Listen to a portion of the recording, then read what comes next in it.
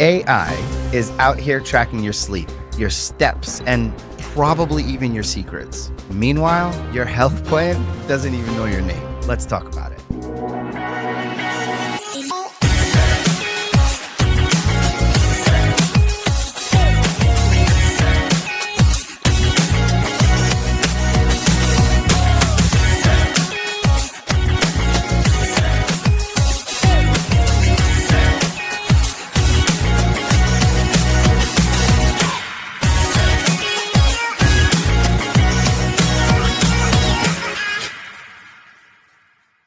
Welcome back to Beyond Adjustments, the podcast where we don't just crack backs.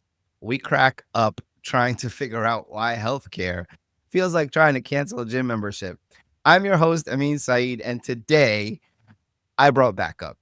Dr. Noah Segal is back in the building. If you caught his last episode, we ended on a cliffhanger. We're talking AI, personalized medicine. And I said, Doc, we gotta go deeper. And we brought scuba gear because in this episode, we're diving in. We're diving deep into how AI is helping and sometimes confusing your health more than your cousin who became a life coach overnight. Why your symptoms got layers like a burrito, except nobody knows what's in it, and why choosing health plan feels like picking a Netflix show. You scroll for like 45 minutes and end up doing nothing. So whether you're a chiropractor, a patient, or just wondering if your Apple Watch is gaslighting you, this episode's for you. Dr. Noah Segal, man, every time I see you on my screen, dude, I just ear to ear smiles, man. I'm so happy that you're here. Thanks for coming back to the show, man. No, of course. I mean, thanks so much for having me. I see it's still cloudy sometimes in my office and not, but appreciate your patience with the visuals here. The light is going on and off. No, it's fine. No. We're good. We're good. We make it work every time, man. Listen, what's important is your voice and the content that we kind of put out there for people to learn. So it's fine. We'll always make it work. I'm excited to be back. You always challenge me and have what's interesting to talk about. So I'm excited to hear what you got for me today. All right, good stuff. So let's jump in then, right? So we're gonna jump in where we left off last time. How is AI actually changing the game when it comes to personalized healthcare and biohacking, right?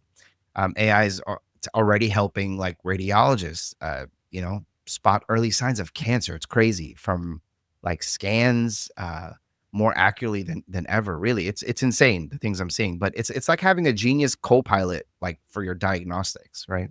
Yeah. And that's, I had an experience recently that it's a personal experience. I won't mention names or anything, but someone close to me was recently diagnosed with a chronic autoimmune condition. And, this whole process started 6 years ago.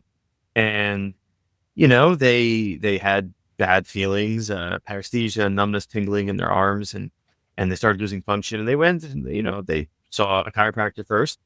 And then, I kind of helped them. I said, well, you should get an MRI. The MRI showed really degenerative discs in the neck. So they kept with this whole story.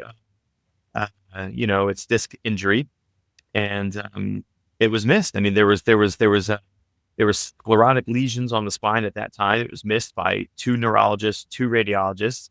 But I suspect that if that was run through an algorithm or AI, it probably wouldn't have been missed. And it's not that computers or AI is better, but what I've noticed, and I was first, I guess my first experience with AI was, I don't remember exactly how many years ago, somewhere between 8, 7, maybe 6, 7 years ago.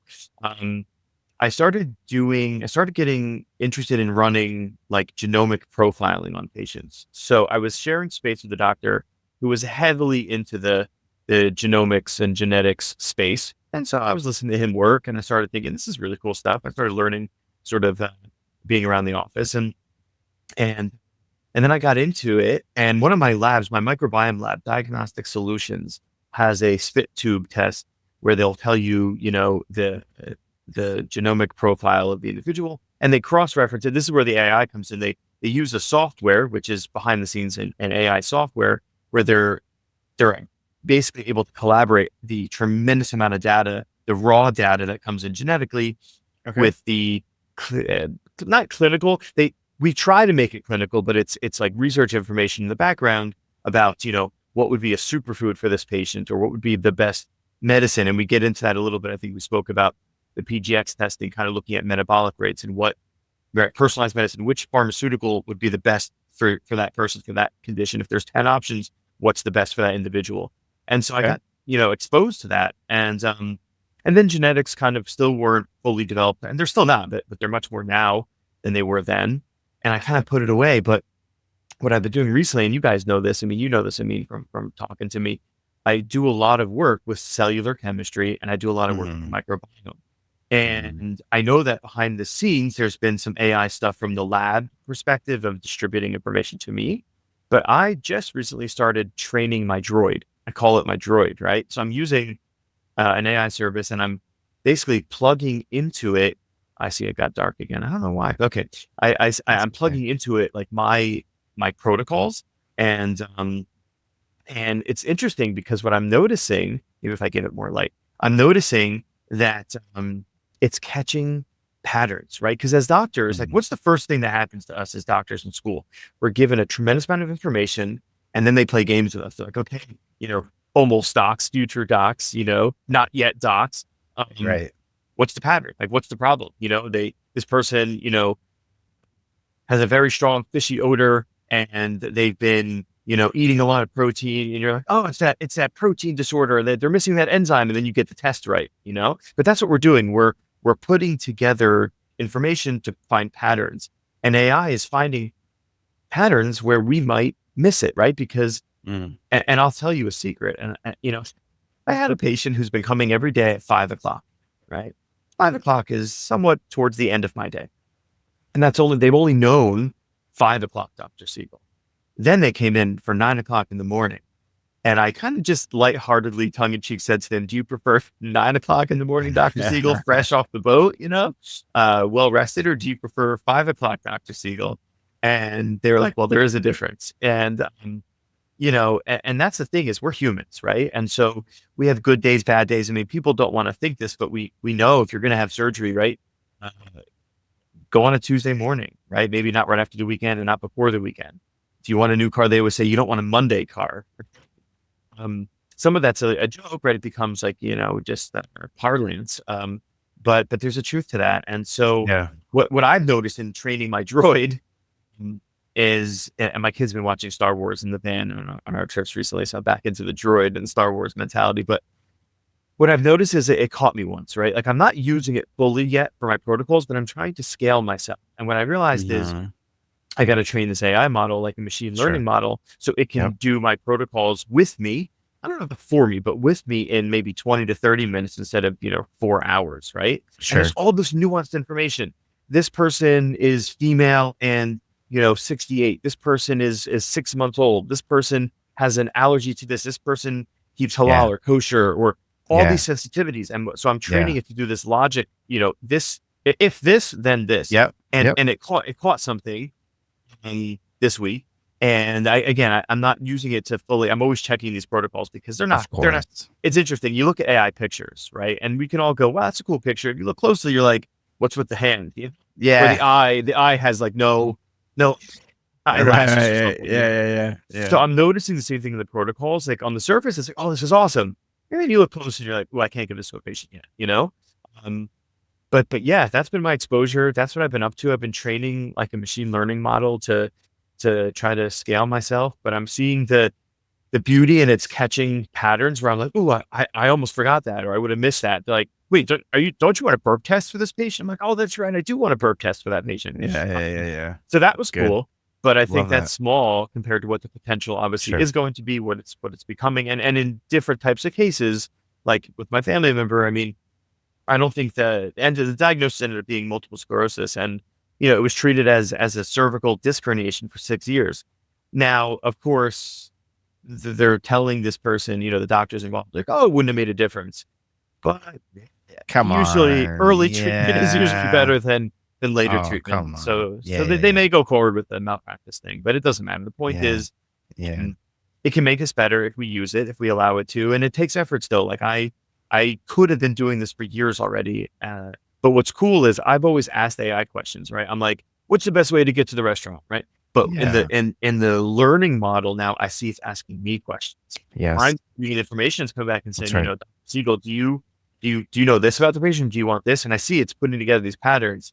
What kinds of technologies are you seeing out there that are really moving the needle for patients or even for practitioners? So I'm a little biased. There's probably so much more out there than what I'm aware of, right? So the best answer to that question probably is I don't know. But what I'm seeing, what I'm exposed to, just because of my niche and my focus, and my practice, Yeah. is more again sort of the AI. So I would say the AI that I'm seeing is being used from the laboratory perspective Mm, to give over information, and then for a practitioner from a practitioner experience or perspective, I think it's mostly efficiency, right? I mean, I don't know that there's so much errors. Like, I mean, I know there are a lot of medical errors, and I know that medical errors kill, a good number of people every year. Um, but I think, for our space, because we're not really, you and I aren't always discussing, the emergency rooms and the acute triage. We're talking about making, healthcare better, I think, for sure. the day in, day out, sort of the bread and butter healthcare situation, the chronic problems, the aches and pains and things like that. And Yeah. obviously, yeah, we're getting wearables, right? We're seeing wearables. So we're getting patients to give us more accurate information.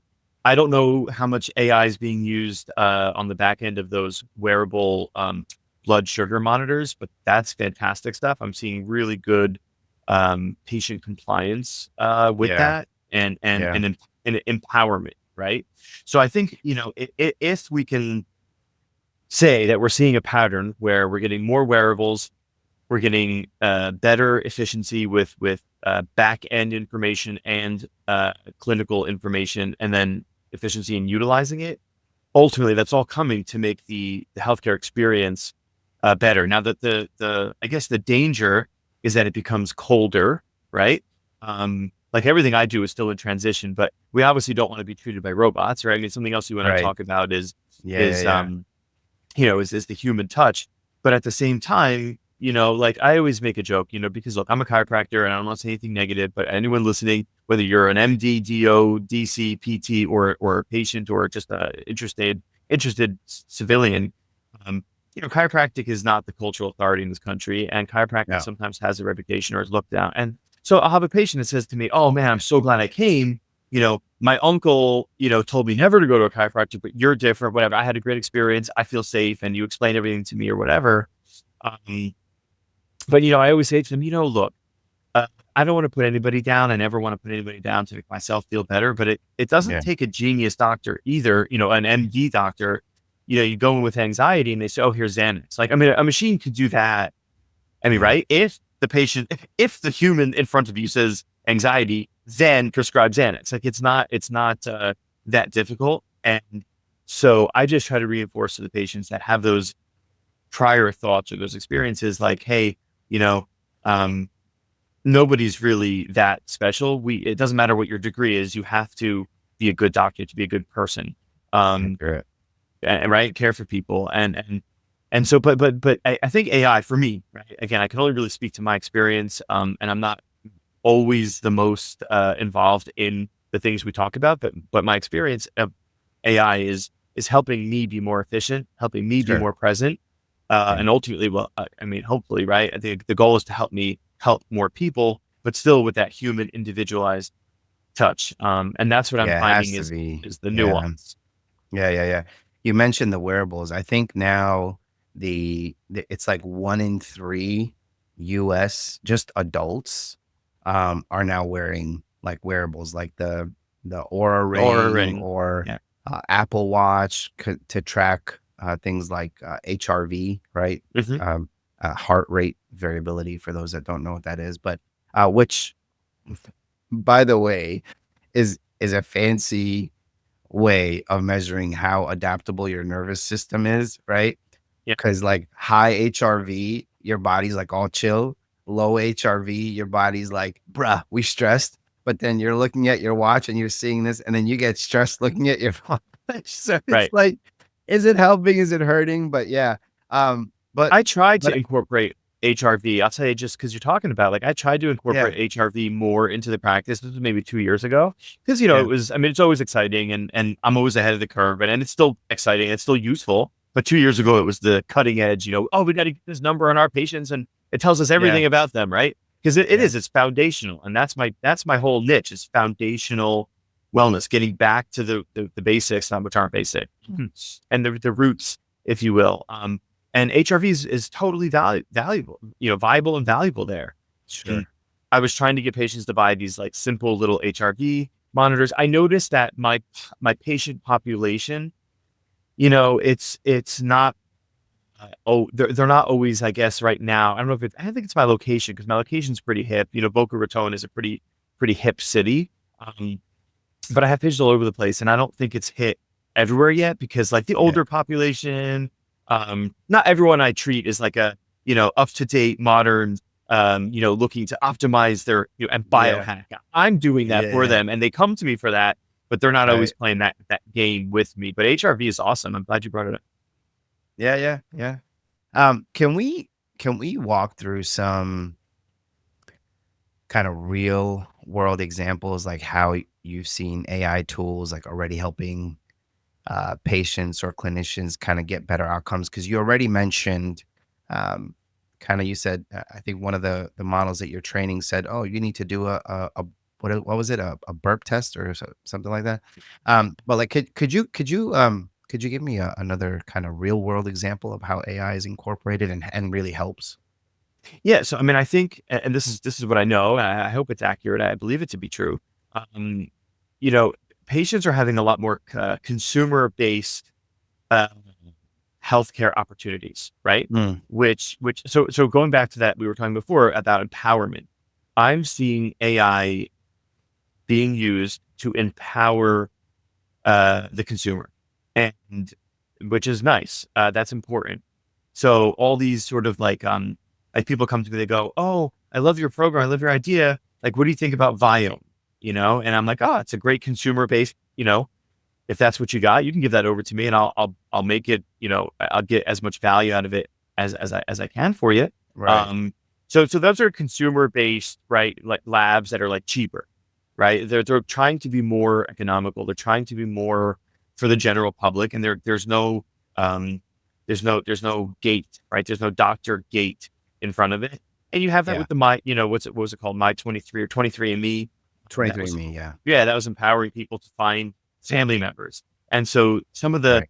consumer based AI, I know it's AI driven in the background. So these consumer based products that are, uh, you know, uh, out there now and increasingly out there, I think are empowering patients. Now, it's still the ball is being dropped. I mean, I think once it's sort of like, it's nice for me because it's almost like this, they're almost like salespeople for me because yes, it empowers. It's a sort of a low introduction, low barrier into that world, but then they get all this stuff and now they're overwhelmed. Right. And so they still come to me and now they go, well, now I'm really excited about the microbiome because I heard, they've got great branding. They've got a lot of money behind them. They've got great information. Great. So people are getting excited about it. But then they Sure. get this information and they're like, but I'm not really sure what to do with this information, even though the information tells them exactly what to do for the most Yeah. part. Yeah. Um, so, the empowerment still, I think the AI is still leading us to need the human involvement. And I don't know what's Yeah. going to be in the future, but for now, it seems to be like people are definitely getting more exposure to information. And that Yeah. is driving the change. And that information is driving the cultural shift and also efficiency for clinicians and empowerment for patients. And I think that's a huge shift that we're seeing, that we're living Yeah. through. Yeah. I love that. Yeah. Because I mean, AI, look, yeah, it can be a scary thing, right? But I think if used responsibly, right, and trained properly, I think it could do some really amazing stuff. Like the other day, I came across this. Again, I was just kind of doing a little bit of research for this particular podcast, and I came across this diabetes app that predicts blood sugar dips before they happen, right? And it gives you like nudges to eat or hydrate or adjust activity, whatever. It's like your pancreas finally got a personal assistant. But like, But like just these things are, Well, that's preventative. um, So that's yeah, interesting. That's fascinating that you found that, and that because that's yeah, right. The old model, which isn't the old model, it's so funny, right? Because they call some of what I do complementary or alternative medicine, but really yeah, allopathy is alternative. yeah, Allopathy, what I do is traditional.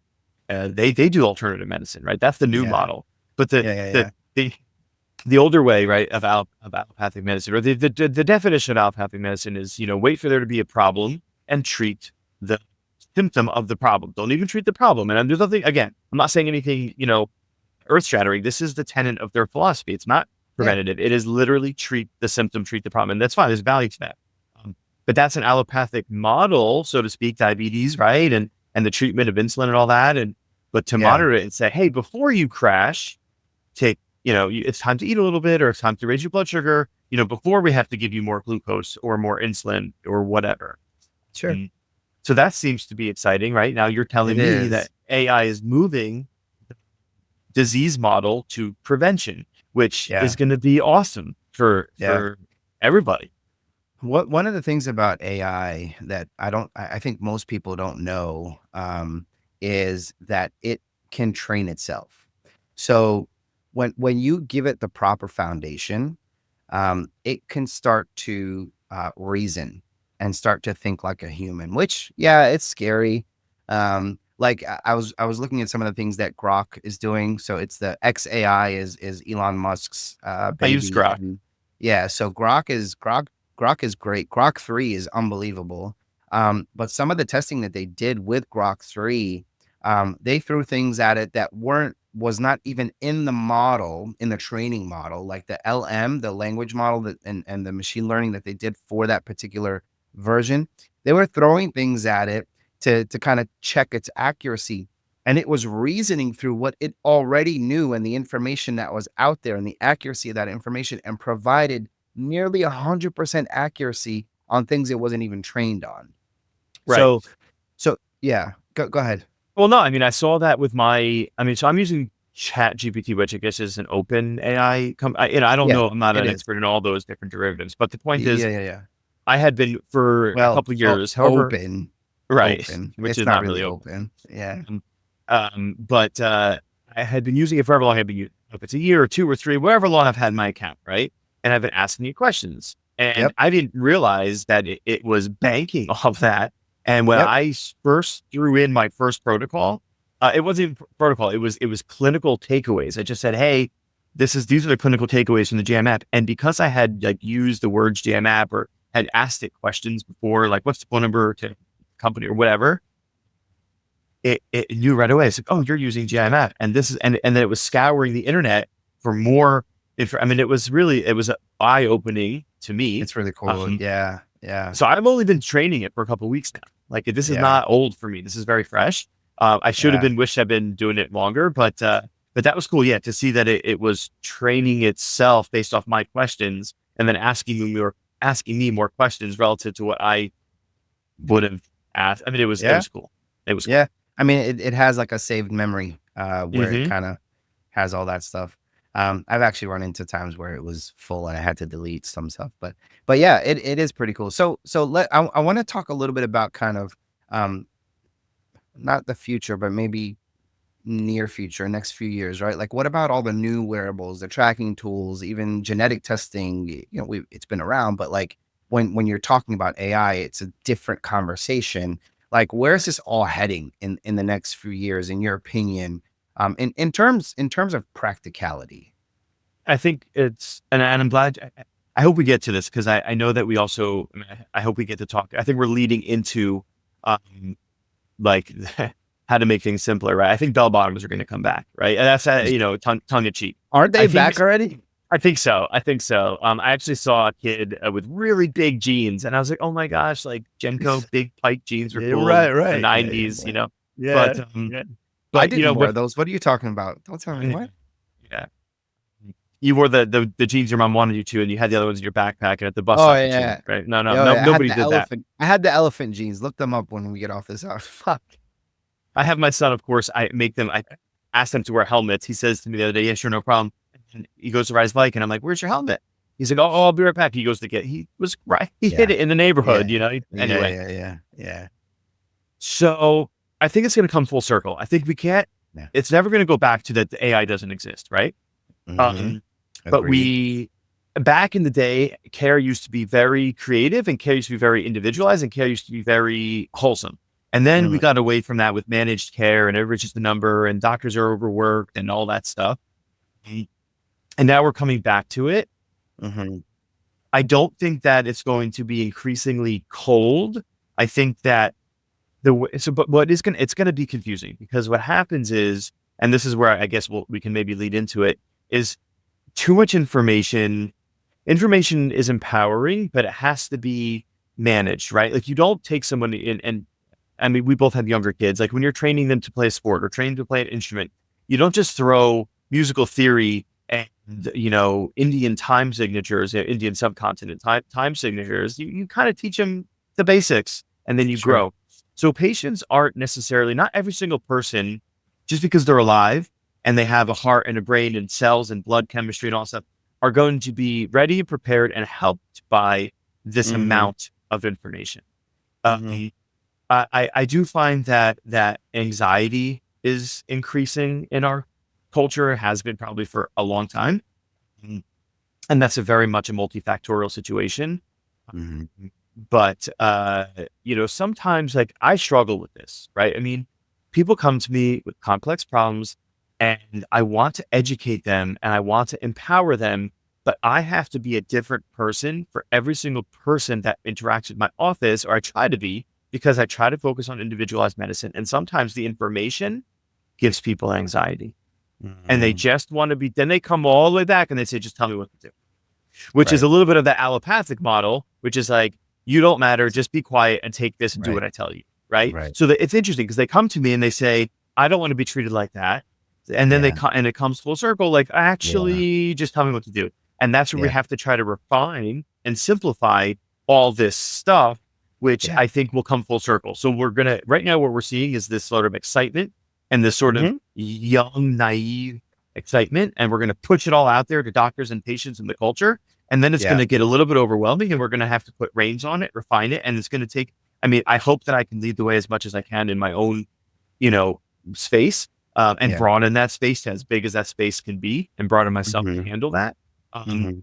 because I'm training myself now to take that incredible amount of information and make it palatable. And Yeah, that for sure. is an important thing to talk about. I don't know if that's where you Yeah. want to go, but Well, making this work, because it's not easy. yeah, I mean, honestly, I think we're gonna see a lot of, unified health dashboards. I think it's gonna be like one place that combines your sleep data, your food log, genetics, even emotional patterns, like whatever, just a Which is unified place scary, where right? Because then your boss yeah, goes, "Hey, I was logged into your Aura and I saw yes. you didn't sleep last night." You know, that's Yeah, it is, but so I think right now though, it's like a bunch of apps shouting over each other, right? And it kind of yeah. a translator. But so there is a ton of data out there, right? But does that data really lead to self-awareness or is it just more noise? Can AI help patients like myself know themselves better, you think? Well, so it can, but right. I mean, again, so that's what we do as doctors. We get people, and you do this in professionally too. We get people to know more about themselves, right? People come with Sure. a problem. The problem is really a mystery, and they're like, "This is Mhm. mysterious to me." So it can help them, but sometimes it's like looking in the mirror, right? Sometimes we don't like looking in the mirror.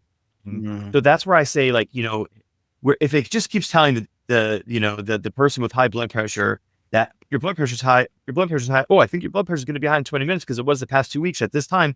It's oh no, oh no, oh no, right? So knowing isn't always empowering. For sure. Yeah, so it's I don't know. It's going Yeah. to Yeah. it can. Certainly Yeah. it will give more information. Yeah. The idea of we have to define help, right? So Mhm. for the person who doesn't know that they have a problem, then help is identifying that they have a problem. For the person whose problem is creating so much anxiety for them, then there's a benefit to them not knowing so much. And I see that in Mhm. practice. I uncover layers of the onion, and sometimes I go, oh, whoop, whoop, whoop, whoop, put that layer back Yeah. on. Like Yeah. either they are not ready or I am not ready. And that's okay.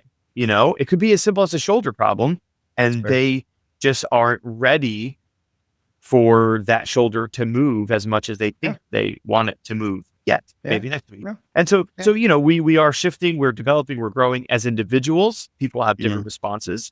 Um, And that's where that individualized situation comes in where people will need help. People need Makes help sense. processing this stuff. Yeah, makes sense. I think it can personally, especially when it's paired with good coaching or good care, right? Like you're saying, I think AI can say, "Hey, your HRV dipped," right? But it's the human who says, "Yeah, because I've been stressed and eating junk food and arguing with my dog," right? Right.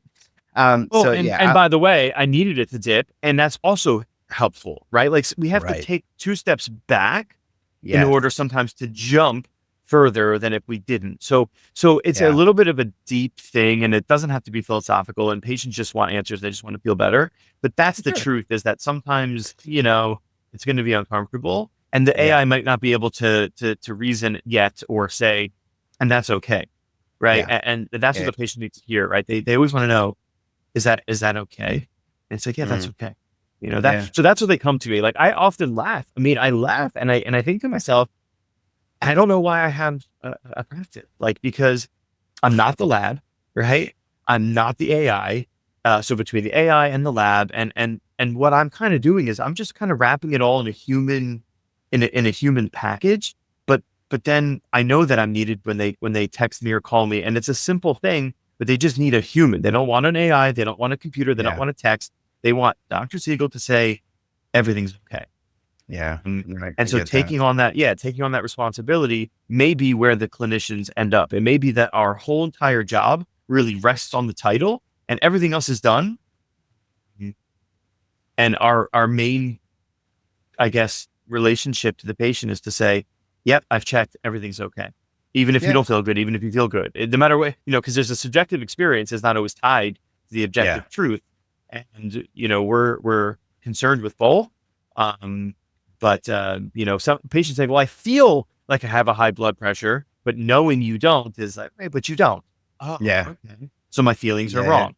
And then you Yeah. become a weird type of doctor where you actually have to doctor people and you're like, yes, your feelings are wrong, and it's different. But Yeah. So let me challenge you with this question. If you had to recommend one biohack or kind of tech-based habit that actually works, what would it be?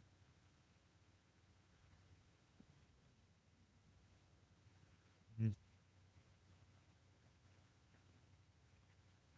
interesting. We're talking about HRV.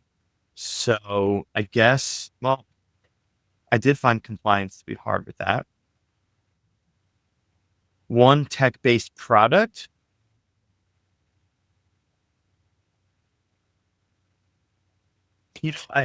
I really like.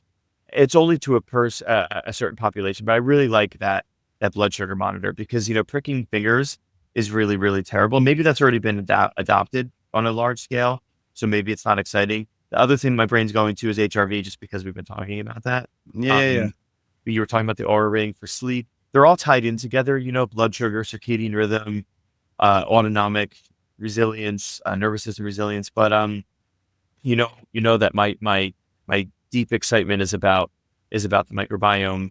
Yeah. I don't know that that's an answer to your question. I think that's my answer to your question every time. That's But I fine. I, It could I be. think that Yeah.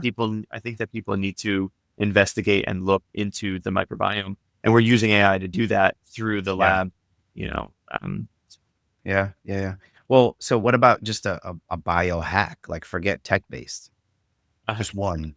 What do you think? um, yeah, eating less. We are killing ourselves with calories. So, from the easiest biohack is almost laughable. It's just, eat less, right? Like literally Yeah. eat less. Don't count calories. Don't do, just when you're hungry. And that's where the cool thing with the wearable, because it tells you your glucose. I think I'm hungry. I woke up. It's breakfast time. But your body physiologically is like, no, actually, we've got plenty of glucose. We're good.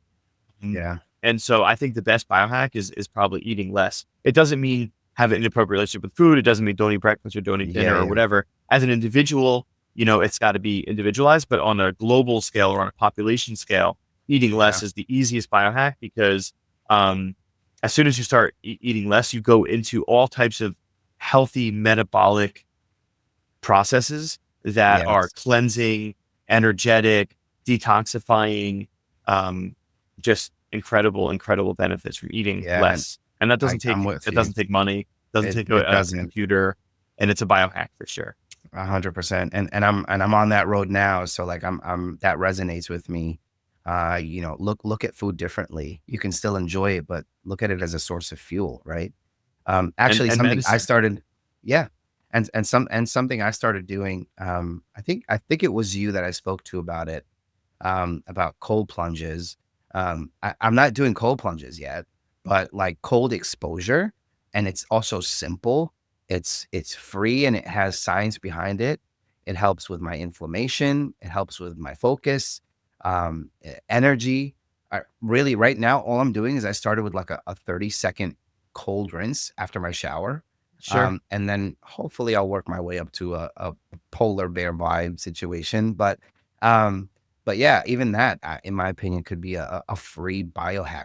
It's not tech based, it's not AI, but it works. 100%. And that's Yeah, increasing yeah, resilience, right? It's yeah, destroy to create. It's seek discomfort, which is a big part of that's the mantra for like the Wim Hof and the cold plunging, like that seek discomfort is a big thing. And that's right.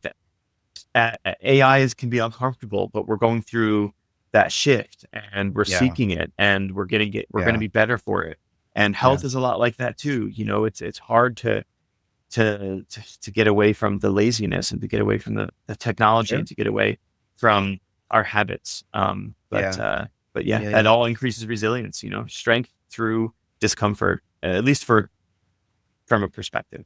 Yeah, 100%. So that's the tech side, right? We Mhm. we we spent quite a bit of time on it. I love that we were able to go as deep as we did, but let's bring it back to the human side, right? Because even with all this information, health conditions seem more complex than ever. But it, something I read the other day, it was like 42%. It was either 40 or 42% of Americans, um, specifically adults. It was the same, right around the same time I read about the wearables, but it was like 42% of American adults um, now live with two or more chronic conditions. And like, I want to say 10 or 12% was the stat, are juggling five or more. That's like trying to untangle like five sets of earbuds and a charger like all at the same time, right? Like it's insane that the complexity of that, or the intricacy of that. Like, I mean, five or more chronic conditions, 12% of American adults. That's insane to me. So Yeah. Dr. Noah, in your experience, why are health conditions today more complex than ever before? Like, what's changed? Yeah. So, I mean, I assume that they are, right? Because I don't know that we know that they are for sure. Maybe we just know more. But I think life is more That's a good complex. point. That's a good point. Yeah. I Go mean, ahead. life, Sorry. Yeah. no, it's life is more complex. I mean, it used to be, and I don't pretend to know everything about, living, a long time ago, but we used to talk like this a lot when we were being educated, or, the example was always, with stress, right? So it used to be the lion chased you and it was very stressful. And either within a few seconds or minutes, you either got away and the stress was over, or you didn't get away and the lion ate you and the stress was over. Either way, the stress was over. Today we have this sort of the lion never goes away. It's always over your shoulder, Yeah. whether that be spiritual, financial, emotional, professional. Sure. The amount of WhatsApp messages, text messages, Signal, Telegram all day long, emails, all that stuff. So I think through, again, right, trying to, the arrogance of humanism, as that book was written that I read when I was in college, by the professor at Rutgers University. Arrogance of humanism is thinking that we're going to solve every problem with our human abilities and our technology. And we tend to create other problems as we solve one, we create others, but that's just the process of evolution, and that's okay. But yeah. So can I interject for a second? yeah, So I want to move this forward just a little bit. And I had a question here, but I'm actually just gonna say it as a statement because this is what I'm thinking in my head, and I'd like for you to respond, kind of react to me because people will say, "Oh, it's mostly our modern lifestyle, right? Creating these layers of dysfunction." I think it's more about how we diagnose and label things right now. oh, correct. It's not that we have, more ADD. It's that like they're calling it ADD where it used to be called, the best kid on the football field. Yeah, I mean, like whatever. Now there are problems created by industrialization. Okay. I mean, we are more sedentary, and that creates death and disease. Sure. We have more chemicals in the environment, in our food, in our medicines, and that can create death and disease. So I don't think we Right. can say it, nothing is going to be true 100%. But what we're Yeah. speaking about is extreme, and I don't want to turn this into a sales pitch for me, but that happened to me as a doctor. I mean, I was first of all, as a chiropractic, if you're dealing with manual medicine exclusively, people come in with complex problems, and they just want you to crack them and fix them. And it's like, okay, well, yes, but also it's a complex problem. And then I got into the functional medicine space, right? Functional medicine, and I went into the cerebral space, and I went into that very complex space. And I said, this is not okay. This is Yeah. overwhelming me. This is Yeah. overwhelming the patients. And what's driving all of it anyway, right? The food sensitivities and the hormonal changes and the cardiovascular risks and all that stuff. And I'm like, oh, right. Well, there's a beginning to that, and it goes here. Oh, and then there's a beginning to that, and it goes here. And it led me to the cell, and it led me to the microbiome. And that's Mm. why I call what I work and what I do the foundation of wellness, because yeah. And there are almost at this point, every patient I interact with, I reinforce and I tell them, I'm this for you, but I want you to stay in the allopathic model also, right? Sure. Because there's value to that. And you also need to deal with, if the liver is failing, right? I mean, then that needs to be addressed. Yeah. Now, Yeah. often the liver is not failing. Like, it just reminds me, like, this patient came to me and they said, my liver enzymes are really high. The doctor wants to order, my internist wants to order, a specialized liver, situation panel, whatever. Do you think I should? Because my patients are afraid. They're afraid of dyes and this and that. Maybe they were doing a CAT scan. I was like, of course you should. Like, are you kidding me? Like, first of all, it's probably nothing, right? I mean, the liver enzymes are often elevated, for a short period of time for whatever reason, Yeah. and then Yeah. retest and they're normal. But if your liver's failing, like, we got to know, and you should know it. Wouldn't it be nice to know that it's not? 100%. And Yeah. let that doctor be, they start to, I've noticed that patients have flipped the switch. The ones that come to me sometimes have this negative attitude towards allopathic medicine, and they don't trust them anymore. And I don't want there to be negative attitudes towards that, or negative attitudes towards what I do. I want people to realize that doctors are doing their best to Yeah. help them. And, don't ask them to be something they're not, and don't ask me to be something I'm not. Utilize the best of what everyone can be for you. And that's where I think, the complexity is coming from. It comes from choice. The complexity comes from choice. And this is real. This is not in our heads. We have more choice today than we've ever had before. Yeah. For sure. And so they get overwhelmed. And that's the Yeah. beauty and the art of what I think we need to do better at, what I'm trying to do better. And it's always a work in progress, but the Yeah. art of refining, because again, I'll give a protocol. This just happened, and the patient had H. pylori, and I gave my protocol, and they came back to me and said, oh, my sister had that, and she went on all these drugs. Do you think I need to do that? And my friend told me that this herb would be good for me. Should I do that? And I'm like, well, do you want me to be your doctor, or your sister and your friend? And I wasn't trying to be rude, and I didn't want to hurt them. And they actually, or maybe that wasn't the best thing to say to them, but I was trying to not be too forward, but like, I understand that there's a million things you could do for yourself, Mrs. Jones, but you hired me. Yeah. And that's what I'm really good at, is being your quarterback. And, so, I don't know. Yeah. Yeah, I'm with you. And so kind of going back to what we were talking about, as far as whether it's like the modern lifestyle, now that we've kind of talked through it or whatever, I think it's both. I think chronic stress, processed foods, sedentary life. It's really like a perfect storm at the end of the day. But we've also expanded the language of dysfunction, like you were saying, like maybe we just didn't know and now we know. So we now see more of what used to kind of fly under the radar, right? Right. Um, yeah. So as someone who understands both kind of functional and allopathic approaches, how do you balance the two when a case isn't really, straightforward? Yeah, and I don't think any case is straightforward, but I practice evidence-based medicine, right? So what does that Mhm. mean? And that's a real thing, and by definition, as far as I understand, mm, that, and I always say this because I don't know, there could be a million people watching this episode. Well, that's wrong. So let's all open the communication. But Sure. the three tenets of evidence-based medicine, which should be practiced by everybody at this point, is what the research says is true and real, what the doctor knows to be true and real through experience or education, and what the patient wants or knows to be true and real, or what the Yeah. patient wants, right? So those three Yeah. things. And what the patient wants takes in their religion, takes in their economics, takes in all that, right? And their emotional state. Yeah.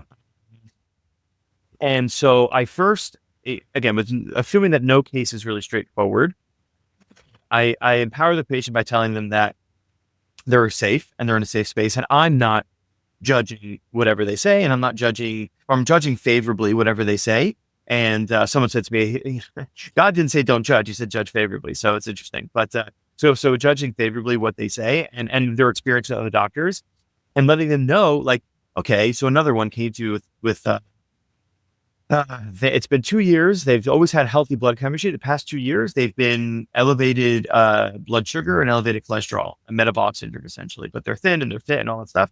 And they've had a flare up, which they haven't had in 25 years. 25 years ago, they worked with my mom, and they got out of their diverticulitis flare up. Haven't needed any GI help since then. They had a recent flare up. They ended up in the hospital, and they came back to me to work with me and my mom, and they said, the GI wants to do a CAT scan, and I don't want to do the barium you swallow. And I said, well, of course you should, and they were like, okay. At first they had this whole but that's not healthy and that's not holistic and that's not, and I'm like, no, that's good. You should do that. And they're like, okay. So I take down the temperature of ego, right? I take Yeah. down the temperature of these doctors are all fighting for me. They're fighting, against each other for me, which Sure. hurts the patient. And Yeah. I'm not lying. I love information, right? Like I always tell patients, I'm a data, you know, I want data. So that's going to tell me that, it'll also tell me the level of status of your diverticulitis, because I'm not looking at that, right? What was contributing to diverticulitis is the microbiome, and I'm looking at that. But what's the status of the diverticulitis in relation to now that we've been improving? And by the way, it was quick and easy. She's doing fantastic. She got the CAT scan, everything was fine. And she's her, even though I wanted 4 months, at 2 months, she repeated her hemoglobin A1C and everything she's in the green now. So she feels Great. great, and she didn't need statins and she didn't need drugs and whatever. But yeah, I mean, it's no case is straightforward. I try to reinforce that the allopathic model has value and it's okay. And empower the patient to feel good about all that's happening for them. And then I try to address both situations, right? Which is difficult. And that's where I use the allopathic model, because you have the acute situation and then you have the chronic situation, right? Yeah. Yeah. And the allopathic model does really well with the acute situation. So I love Mhm. that, because I want my patients out of pain and not suffering. And Absolutely. if they're bleeding, right, they've got serious colitis, right? Like severe flare of colitis, and their bathroom habits are nothing but blood coming out of them. Like that's something that we got to work as a team. For sure. And so, I mean, problems are complex. They need both models. Nobody's right. Nobody's wrong. And Yeah. that's what I do. I try to be the change, right? Where I'm not like That's good. anti-drug or anti-surgery or anti-other doctors. And I find myself with other doctors, like I have local referrals. One is a DO. Now two are DOs, both involved in, well, one's internal medicine, one's pain management, and then one is this local gastro. Just a regular trained, gastroenterologist, and we respect each other, right? And That's that needs to good. be a lot more of that. Absolutely. I think also kind of one thing that came to mind, like allopathic care can really stabilize an emergency, right? Because you're saying, you're like saying, emergencies or acute situations, right? But while the functional care aspect, um, and yes, that could be combined with meds and whatnot in some situations. But while like the functional care really gets curious, it's like, you know, uh, Western meds hit the brakes, right? When, functional care asks, like, why were you speeding in the first place? Right. Right. So, But I don't want to cut you off, but this is the perfect hey, example because this just happened yeah, to me. So yeah, that patient with the good results I was just telling you about. uh-huh, So she didn't come to me as a patient first. She came to me as a referral from her sister who was a patient. She said, "Look, I have all this health information. Can you yeah, review my file?" So I do that too, yeah, right? Not everybody yeah, becomes my patient in my program. I do file reviews or case reviews. And I said to her, I said, "Look, based on all this, which was like the elevated cholesterol, she hadn't seen it in a couple of years, hmm whatever, hmm um, you should do this protocol. But, the blood chemistry that you got was very telling, but it didn't tell us why, right? The testing I hmm do will tell us why. And then you look hmm at the testing I did, and it clearly tells us why. I mean, she was having yeah, insulin issues, and her chromium was deficient. Chromium is a soil nutrient, right? That sensitizes our cells to insulin so we can move glucose into the cell. So yeah, she's operating in a deficiency state, and that told us why. Now, yeah, right? So that's exactly it, is that it doesn't always tell us the why, because that's not the allopathic model, and that's okay. It's the allopathic yeah, model is, you know, stop them from dying, get them out. It's like the hospital, right? They just discharged me, right, right? Because they made sure you were alive. Now you're alive. They get out of the hospital. yeah, yeah, yeah, And, and so, it ultimately, again, I think ultimately I'm writing myself out of the story. I'll end up, not being clinically necessary, but maybe I'll run, I'll be like on the board or whatever, because we yeah, really need a broader scope of practice. We really need synergy between all the fields. Um, yeah. and that's how I manage those complex cases that That's are good. not straightforward.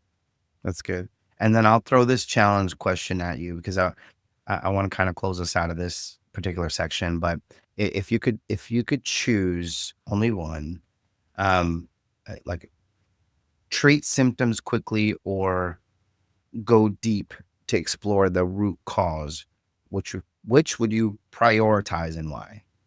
And I can only choose one. One. Yeah, so this is going to sound really strange, maybe because the acute, like the subjective sort of experience. If you could only choose one, and Hmm. I say that because that's what drives people to my office. So I know that that's the motivating factor, and Hmm. that is what ultimately improves their quality of life. Now, if they can have both models, which is what I operate in, right? I practice where I'm using my colleagues and entrusting the patient with themselves and their other relationships and empowering them to do so with my model to both work on the acute situation. Like maybe I'll give some, you know, in, I mean, I don't deal with pharmaceuticals, but I still have methodology, like whether it be enzymes for bloating while I'm still working on the bacterial side over 3 months, So, I'll do both. Um, but if I could only choose one, I would, even though it doesn't solve the problem, I would work on the acute symptoms. And the reason is, it would help people feel better. And ultimately, I don't know if they're going to live. Nothing is guaranteed in life. So to feel better now, if I could only choose one, I think would be what I would choose.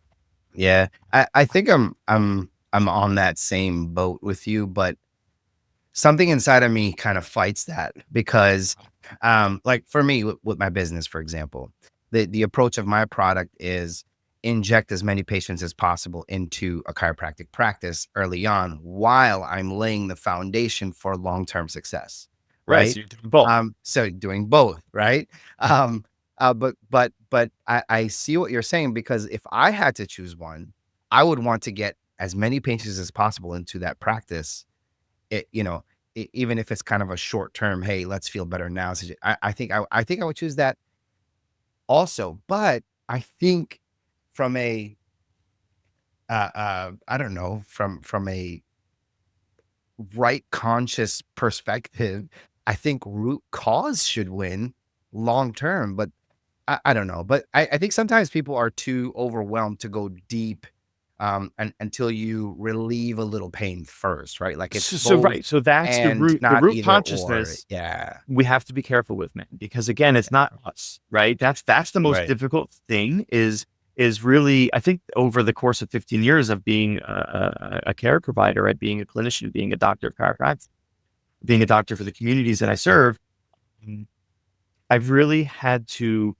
and I joke and I say, if I could do it all over again, I'd be a surgeon because they get to have Mhm. egos and their patients are asleep and it's do what I say. They get to be jerks, like, and they get away with it, right? I've had to really work on my personality because what drove me to be a doctor was this type A, want to control the world situation, and then, and help people, obviously, right? But that takes a type A personality, a driven individual. But then in practical, I guess, application, you know, um, that doesn't work. If I just Yeah. say, oh, you have neck pain? Okay. I mean, you always have to give informed consent, but let's just say informed consent was good. And then I Yeah. just, I start digging into their tissues and I just do everything that I need to do to help them. They're never coming back, man. Yeah. It Yeah. Yeah. needs to be, um, yeah, it needs to be sort of about the person, For and what they sure. need isn't always what they need or what they think they need, and we have to serve both. You have to is right. That's the confusing part, and this is constantly right. This is what I'm working on. I'm trying to build the perfect model, and it's not perfect yet, but Yeah. Yeah. Yeah. people do they do need to be told what to do, but they also need to tell you what to do, and that's the Yeah. balance that we're constantly trying to strike as doctors. Yeah. Yeah. Yeah. So okay, so we have complex conditions, right? What do we do about them? Because the treatment plans out there, dude, Crazy. like so yeah, so let's talk about those. Because patients today are dealing with kind of fragmented care, in my opinion at least, right? So some have like three different plans from three different providers. How do you help them make sense of all that overlap?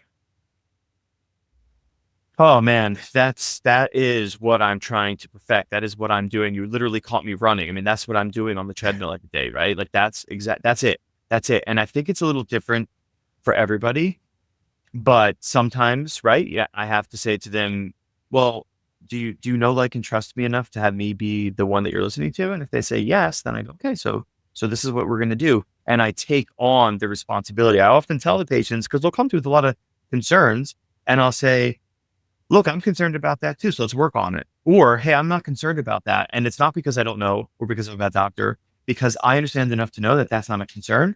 You should Yeah. feel, don't be concerned about it. They go, oh, okay. Or they'll come and they'll have like, I'm already on a multi and I did a little bit of this and I have a biome, but I want your program. Yeah. It's so first of all, I think people don't like regret. Regret is a terrible feeling. So I try to be very sensitive to make them not regret anything they've done, so that they can also, I'm laying the groundwork emotionally for them to be prepared to do more. Because if they feel that they've wasted time or money or energy, then they're negative, and then I'm not trying to put anybody down to build myself up. So I'm very sensitive to the negative headspace. Yeah. And then I literally do it, man. And it's a lot. And that's also, I think, where I'll be using AI more too, is because I start pulling all these protocols apart, which I wasn't even the doctor for, but then they're involved with me in my process. And now I'm checking for overlap and I'm looking and going, okay, they're on this multi, which is pretty good. They saw some of the doctor in Ohio. He's pretty smart. I can tell because this is what he's using, but they also Yeah. still need this. And this product only comes with that. Is that too much in combination? And so those things are a lot, right? And that's where I Yeah. fight to train the droid, because I'm like, Yeah. oh, I Yeah. don't even Yeah. know if the Yeah. droid can handle all the different things, but I don't know that I'm so special. I think it could, um, Yeah. but I do it. So I literally blood, sweat, and tears, hours, sometimes hours and hours and hours. And the protocol really is quick and easy, but it took me 8 hours, not really eight, maybe 4 or 5 hours, to compress that information. Yeah. Yeah. Um, I take on the responsibility, and I'll Yeah. tell you how I do it. I sit with their files open. I sit with the new information, the old information. I sit with the AI open, and I sit with a piece of paper. And I combine my handwritten notes, AI, and I'm using the internet too to look at the products, because I don't sell products. So they're coming to me going, I'm on this. Can I still take that? And I'm like, I don't even know what that is. I have to learn. So I've taken on the responsibility, and that's how I solve it for now. Yeah. Eventually, I want that to be easier because that's probably the Sure. biggest wrench in my efficiency is the Yeah. fact that people come to me and they're not fresh, clean slate. They come to me with health problems, sometimes more than one, which are layered and complex. They come to me Mhm. not always, right out of the womb. They come to me with years of accumulation of damage and Sure. thoughts and Yeah. opinions and Yeah. biases. And that's why nothing's straightforward. And the only thing I Gotcha. can answer is that's how I do it. And we're not going to get into this piece, but honestly, there's even another layer to it, right? Because you got like half of the people out there that say they don't even fully understand how their insurance even works. So that's not just confusion, it's like a barrier to care, and people skip appointments just to avoid super bills. So that's like it's in my opinion, it's its own provider and plan in and of itself because they're deciding not to do anything about it. So it's like I don't know what to do. So but I know that's a rabbit hole. I won't let us go down that hole. But I want to have a good day today. yeah, let's have a good day. But okay, so allopathic care. I know we've touched on it a couple of times, but again, we talked about how it's more of an acute kind of approach to healthcare, but it doesn't really provide much of a plan, right? In the broader sense, and functional medicine does. And I know that term needs to be Yeah, we're defined. Yeah, talking, yeah, but yeah, yeah. So, but and on the other hand, it can really drown the functional piece can really drown people in detail. Um, so you kind of taking both approaches, and actually, you even have a third because you're one of the few right now that actually works with outside providers as well, right? With the medical side of things, right? Quote unquote. right. But when you present this information, right, you are going to do your best. This is an assumption, correct me if I'm wrong, but you're going to do your best to not confuse your patient, right? Of course. So how do you find that sweet spot? Like if I came to you and said, okay, I have A, B, and C wrong with me, and I saw Doctor 1, 2, and 3, and now I'm seeing you. You have all that information. You think that Doctor 2 should still be involved, and Plan B should be part of. You know what I mean? Like now you have your own. How do you find that sweet spot, and how do you present that information? Yeah, so that's where again I laugh, right? Because like, who needs to be a doctor to be a health coach? You don't need to go to medical school or take on $250,000 of debt to be a health coach. But that starts off that way with health coaching, right? It really becomes like, okay, so what's your primary goal, right? Everybody's got multiple. What's your goal? Well, why are you here? Oh, they've got multiple. At first, I think it's a weird question. They realize, oh, they've got like 16 goals and 16 reasons they're here from where they thought Mhm. they're like, oh, well, don't you know? I'm in pain, and that's not why they're there. But yeah, so setting goals is really important, and then we have to. I draw a map, right? So the Nice, protocols that I give, or the plan that I give, it's a roadmap, and I always say to them, look, if love you and it. I were driving to California, yeah, now don't get overwhelmed, but you would, if you print it out or looked at an atlas, that's a lot of turns. But we Yeah, just have to generally make sure we're going in the right direction, make sure we're going west, and first we're going to get out of Florida or New great Jersey or wherever, analogy. right? Yeah, love So that. so I tell them, look, this is your atlas, this is your roadmap, but you're only dealing with getting out of Florida right now, so it's only the Yeah, next yeah, four yeah. weeks. So I That's use awesome. I actually what I learned early on in practice is that the culture is familiar with the allopathic model of protocol, which could be minimal, it could be nothing, it could be not sufficient, and they're frustrated. But I actually use that model. So first I did it as I realized functional medicine was overwhelming from a testing perspective. So the first thing I did is I went back to the allopathic model of like, they don't care how complex the condition is, right? They're running a CBC. It tells us nothing, right? Generally, because it's like pretty much okay, or it's not okay, but it doesn't tell us anything. It's not sensitive or specific. I use that allopathic model. I said, okay, I don't care how complex they are. I'm running my foundational information. I want to get the information on their microbiome and their blood chemistry because that's foundational. And then from a prescription or from a product, first of all, I call it now I call it a prescription email. These are terminologies people are familiar. It's like, oh, that's my prescription. Now I know what to do. Mhm. And people like to take pills. So, Mhm. okay. So the good news is functional medicine uses pills. They don't use pharmaceuticals, but they still use encapsulated medicine or in tablet form or in powder form. But it's something exogenous people are taking in, which they're familiar with and they like doing because they like to feel like they're doing something. Yeah. And that makes a difference too. And they actually are doing something. But so it's funny you say I will use the allopathic model.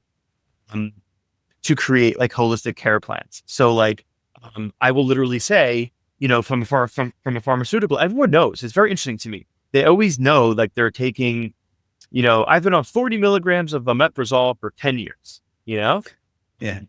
So I say to them, okay, well now you're going to take, 2000 IUs of vitamin D for 4 months. Okay. Right. And then we're going to retest. I'm going to send you a finger prick kit to your house and you're going to prick your finger. I'm going to send you an invoice. You're going to pay it. And then you're going to tell me, and I'm going to know your vitamin D level. I tell them, right? So I'm empowering them by giving them information of what they're going to do, but it's very much fragmented. The way that allopathic model is like you go to a knee, I only work on the left knee. I don't work on the right knee. You got to go to the guy down the street. If it's the right knee, I only work on the left, right? Don't get me started on that. Yeah. Yeah.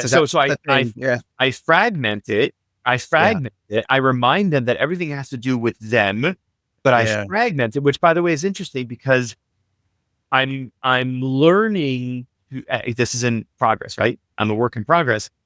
I actually will probably transition away from the fragmented model to a broader model. Because what's very interesting is I have an older patient in New York, and these people come to me, they report back to me the problems, and then I try to fix them, right? But it doesn't fix one problem for one person, makes other problems for other people. Anyway, so I use 2 different services to fulfill the protocols, right? Sometimes, and I used to do none of this. This is all I've learned, where people said I needed to be easier. I used to just say, you need 400 milligrams of vitamin C. Go get it. They came back and said, well, where do I get it? I don't know. Amazon, I mean, whatever you want, No, make it easy for me. So now I send a link.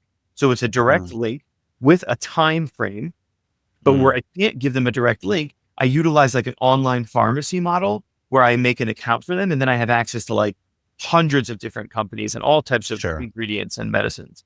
So there's those 2 models. And I'm often taking hair, blood, and stool from people. So I'm building out hair, blood, and stool protocols and fragmenting it and giving timeframes. So it already sounds complex, right? So she comes to me and she says, oh, I put everything in my cart. And I knew right away, I'm like, oh, they're only on that one company, but that's 8 things, but they only need 2 for the first 2 months. The rest of it's for later. They don't even need it. And they're not getting the things they need from the other company for those first 2 months. She's like, I wish you could just, break this down into company. And I'm like, well, that doesn't work because, it needs to be broken down into time frame, but I'm always learning. So I'm listening to people tell me feedback and I'm learning, but I fragment and I break into chunks of time. I try to do the allopathic model of 30 days, right? So like there's a start, a beginning, and an end, and it's not too long so that people don't get bored. They don't feel like nothing's happening and they're constantly I built into it where people are going to have to interact with me because I find that I'm constantly having to recenter them because life is complex. And even though they know, like, and trust me, they go out into the world and they get excited to talk about what we're doing. And they come back to you with, oh, should I do this? Should I do this? Should I do this? And I'm like, well, you don't want to overwhelm yourself, right? I got you. And I put a little note, maybe consider later, but I'm constantly having to, no, not yet.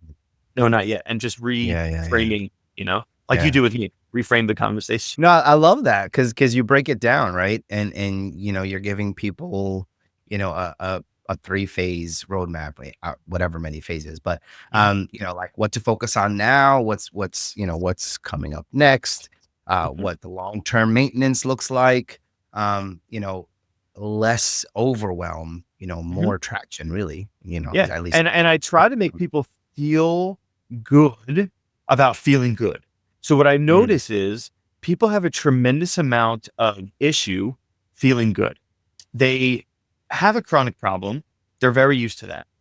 And then they've been failed or let down. So they're very used to that by the healthcare models, whether it be the model I work in or the allopathic model. That people fail people all the time. And I'm sure I fail people, but regardless, then they start to feel better. And I go, great. I think you can stop XYZ. And they go, but and I'm like, I understand, but I want you to feel good and also not take 1,000 things. So I want you to enjoy feeling good. Don't be worried that you're going to feel bad. Now, if there's a slip in your condition, we learn and we'll adapt for it. But I really find it an interesting experience with people who have them stop a lot of medicines and they're like, but wait, all I need is a little bit of this and a little bit of that. And for the most part, it's true. And people are independent. more resilient, less symptoms. And, they'll call me in a year or two, like, hey, I still feel pretty good, but I had this flare up and I think we should work again together. Or I say, hey, leave me alone, don't leave me, but like, I'll call you in a year because even if you feel good, I want to stay on top of this, but don't worry, just enjoy. And I'll tell you, like, this family member who was diagnosed with this very complex condition. So of course, multiple sclerosis is a complex condition, and I'm dealing with more closely with the family member's internist than the neurologist. And I have these candid conversations, right? Which aren't so candid because I'm going to tell everybody now. But the internist says to me, look, multiple sclerosis, we don't know how it happens or how to cure it. And that's the space we're operating in. And so it really actually becomes quite simple, right? As complex as MS is, as multiple sclerosis is, to me, it's very simple. Like, this person has to stay positive.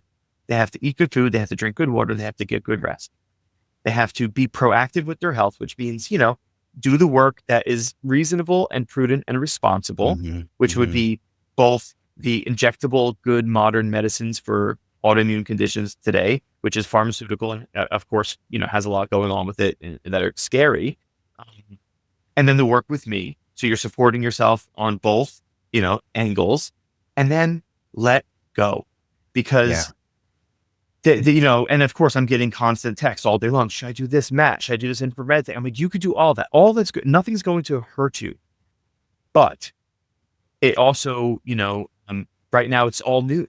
So I suggest waiting a few more weeks before you, and they're like, great. They're just, people are looking, and I do this, right? I call you and I'm like, Amit, tell me what to do, right? People, and that's where it comes full circle.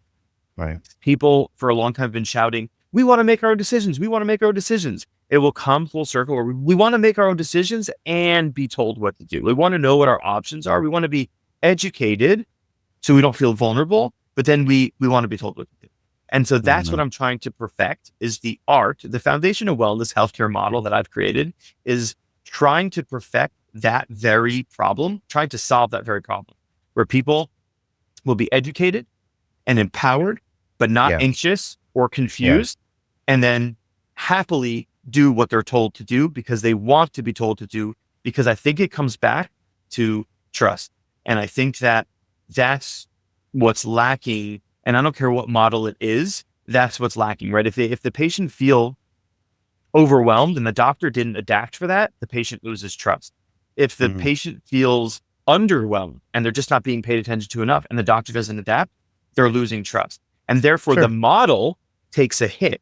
But I don't think the model is the problem. I think it's individual doctors and individual patients, and everything needs to be individualized using technology, AI, and everything else, and then taking lessons from me and how to make it, palatable, I guess. I don't know. I don't know that I'm an expert, but this is the space that I'm in. Well, you are. I mean, you aren't. I wish I had your brain, man. The things and the way you think about it and kind of combine. Yeah, dude. It's a weird zebra, right? Well, listen, I mean, look, I don't think I could ever get into the headspace that you're in. I mean, thank God for people like you and doctors like you, man. So I appreciate all that you're doing, really. I just want more and more people to find you, honestly. But I want to talk about sustainable plans, because, sometimes that's poor sleep. Sometimes it's stress. Sometimes it's just, drinking more water, whatever. Right. But let's talk about so that. So low hanging fruit, and I don't know if I beat this, beat this up too much already, but a low hanging fruit that isn't exactly a wearable, but I think people, and I try to enforce every patient to do this on their own, to handle vitamin D on their own. Like, handle it on your own. When you go to your annual doctor every year, tell them, I want my vitamin D checked. And when they tell you the number, no, the range is 30 to 100. And the optimal range is not 30 to 100. The optimal range is 50 to 80. And know that you want to have it there and be proactive. So it kind of begins to, it's one vitamin. They're familiar with it, right? It's not a weird amino acid. It's a vitamin people are familiar with. They know almost everyone knows it comes from the sun. They think it doesn't come from the sun, but they think it comes from the sun and blah, blah, blah. Right. So they're familiar with this concept. They're familiar that it's important and it can be handled. And even if their doctor won't play ball with them, there's enough consumer-based products. Again, they can hire doctors like me, no bureaucracy, no red tape, $100, send you a finger stick kit, do it on your own and whatever. I mean, they probably still need a doctor. I don't know if there's consumer based. They probably still need a doctor prescription, but regardless, they can manage it. And I try to train my patients because that's one of the main things that I see patterns, right? So I'm not AI, but I definitely notice patterns. And to answer your question, I think the easiest, simplest patterns that I notice, even though the food is fortified with vitamin D and I live in Florida and everybody's out in the sun, I don't care, man. These people are coming into me. They've got deficiencies in vitamin D. Sure. Yeah. It's ubiquitous and it makes a huge difference in almost every single condition or subjective experience people could be feeling. Happy, sad, tired, whatever. I mean, Yeah. it's, I get that. Yeah, I get so, that. So can I, sorry to interject, but I got a question about that vitamin D aspect. So like, can somebody, let's say somebody decides, okay, I'm not going to go get any testing, but I'm just going to put myself on a vitamin D supplement. Is that something that could hurt them? yeah, they can't do that. So that's the Okay. thing is that, I'll tell patients like, look, I know that I've been really friendly with you and all that stuff, but if you're not going to accept that the retest of the vitamin D, I am going to put in my notes, right, that I've discharged you and, Right. because yeah, it's a fat soluble nutrient. If it goes too high, it's dangerous. And I've seen it all. I've seen people, take 10,000 IUs a day, which would sound like a lot, and they don't move. They're just non-responders. I've seen people take 2,000 IUs and go from like 17 to like 100. And it's like, whoa, you're a super responder. And if the patient doesn't give us the permission to evaluate that dose response curve, then they're not allowing me to be their doctor. And then I can't allow them to be my patient. And then that's that. But again, it doesn't have to be heavy doctor patient stuff. I want patients to be independent with this. Even if it just means, hey, you're out of my wheelhouse, you're out of my headspace, but call me in 4 months and to remind me to check, to send you a vitamin D kit because you should be owning that. You came to with anxiety, you came to with colitis, and you were messed up, and now you're better, and you want to know how to maintain that and not need me. Call me in 4 months and remind me to send you a vitamin D because you should be owning that. So I would tell people to own that, own the vitamin D. You don't have to be a wearable. It's not going to overwhelm you, and it's also cheap and easy to fix. Cheap and easy to test, cheap and easy to fix, right? Vitamin D is not expensive. So. Yeah. Man, this work can't be easy. Honestly, dude, you're like you're bridging two very different worlds and helping patients really navigate kind of this gray space in between. Yeah. And the gray let space me- is getting bigger. It is. You'd think AI would help close that gap. It's not yet, but I think it will. But what keeps you energized, man? Like despite all the complexity. I look, it's so funny, right? I constantly have to be reminded in marriage that like when my wife says something to me, she's not necessarily looking for an answer. She just wants to be heard. But by nature being male, and I don't want to be gentrified or anything, but or gentrification too much, or if that's the right word, but basically, we want to solve problems. We're by nature, we're problem solvers. Yeah. So I like solving problems, and I think that energizes me, right? I get energized by Love the that. mystery, by the drive to like figure it out. And I feel my best when I do, right? Like nothing makes me feel better than when a patient wants my services, pays me for my services, and gets better. Like I'm like, this is amazing. Like what a life, what a relationship, So that keeps me going. And thank God, like I do have interest in the practice. I do have people that I'm helping, and people are getting results. And I mean, and again, behind the scenes more. Maybe we shouldn't talk about it all here, but like that's the biggest driver for my practice is, I mean, every new patient I've had for the past 2 weeks has been a close friend, confidant, client, or family member of somebody that I've helped. That's a strong referral base. Yeah, that's awesome. That's all I have. That's all I have. That's so awesome. It is awesome. It's not always the best for scaling, but different day. But it speaks volumes to That's whatever where I I'm was going doing. with I'm doing it right. Yeah. So to speak. Yeah. I think what drives people like you and me too is really seeing someone finally feel like they're not broken. Yeah. They just needed the right map, and I think that's the win. Actually, I just released a podcast this morning. I'd love for you to give it a listen and give me your opinion. It's literally talking to just chiropractors to say, hey, you're not broken.